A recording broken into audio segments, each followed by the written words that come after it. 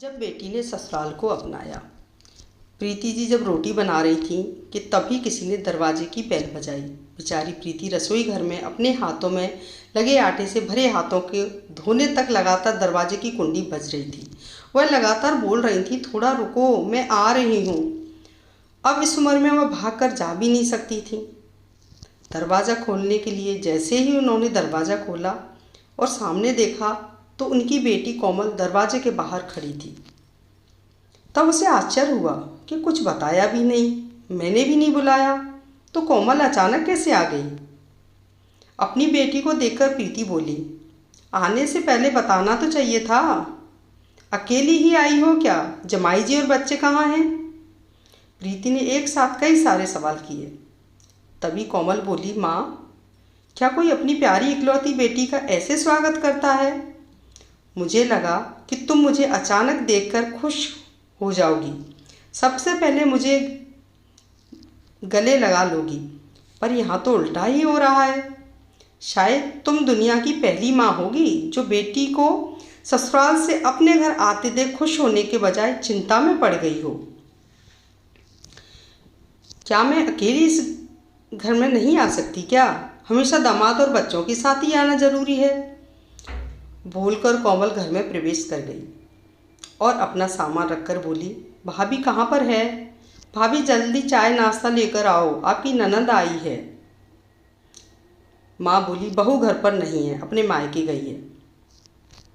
अच्छा, इसलिए तुम घर संभाल रही हो और खाना बना रही हो। तुम्हारी बहू के तो बड़े ठाठ हैं। बहू मौज से घूम रही है और सास घर संभाल रही है। देखो ना, आपने बहू के आने से पहले ही खाना बना कर रखा है। उसे घर आकर कुछ भी काम करने की ज़रूरत ही नहीं पड़ेगी। बड़े नसीब लेकर आई है आपकी बहू। और एक मैं हूँ जिसे उसकी सास कभी एक गिलास पानी भी नहीं पूछती।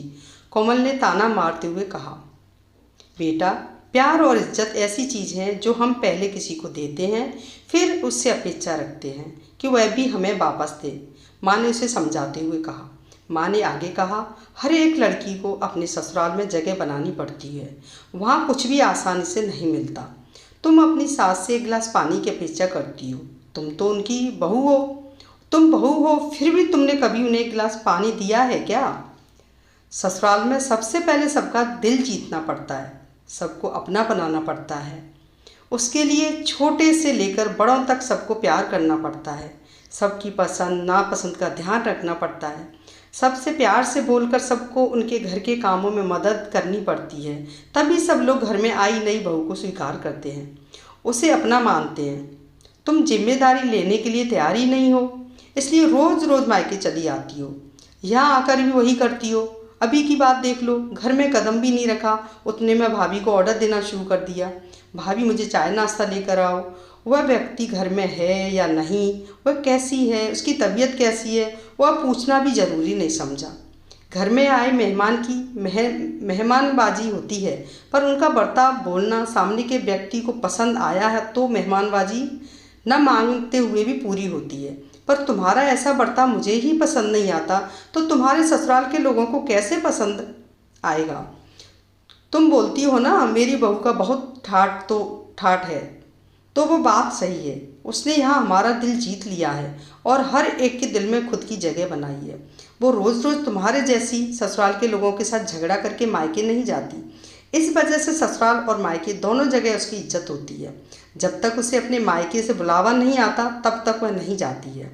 आज माँ ने ही अपनी बेटी को उसके बर्ताव के दोष दिखाई, क्योंकि उसे लगता था कि अपनी बेटी को अभी नहीं समझाया तो वह उसे कभी नहीं समझेगी। तब तक बहू भी घर आ गई। उसने कोमल को देखते ही बोली, अरे दीदी, आप कब आई? मुझे फ़ोन किया होता तो मैं जल्दी घर आ गई होती ना। इस पर कोमल बोली, नहीं भाभी, मैं वापस जा रही हूँ। अभी ही मेरी सास का फ़ोन आया था, उनके सीने में दर्द हो रहा है, मुझे वापस जाना है, आऊँगी वापस कभी यहाँ। बोलकर कोमल अपना सामान लेकर चली गई। तभी उसकी भाभी ने उसे रोकने का प्रयास किया, पर उसकी सास ने ही अपनी बेटी को रोकने के लिए मना किया और अपनी बहू को बोली, बहू जाने दो उसे, पहले अपना घर संभालने दो, उसके बाद उसे मायके में आने दो। तुम भी किसी के न बुलाने पर अपने मायके जाती हो क्या? तो बहू भी समझ गई कि सास ने उनकी बेटी को जीवन का पाठ पढ़ाया है। काफ़ी महीने हो गए, कोमल का फ़ोन नहीं आया था।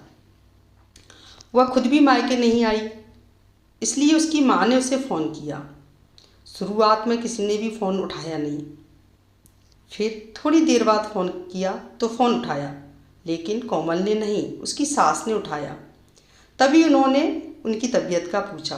फिर दोनों की बातें शुरू हुईं। तभी बीच में ही कोमल की सास ने उसकी माँ को धन्यवाद किया। तब अचानक उनके ऐसे बोलने पर उनको कुछ समझ नहीं आया, इसलिए प्रीति जी ने वापस पूछा, आप और किसी को बात कर रही हैं क्या? कोमल की सास बोली, नहीं तो फिर आप धन्यवाद किसको बोल रही हैं?